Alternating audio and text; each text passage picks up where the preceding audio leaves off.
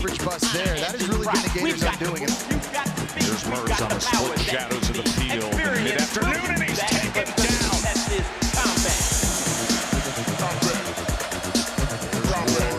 Good protection, and he gets it on the engine, and he gets it on the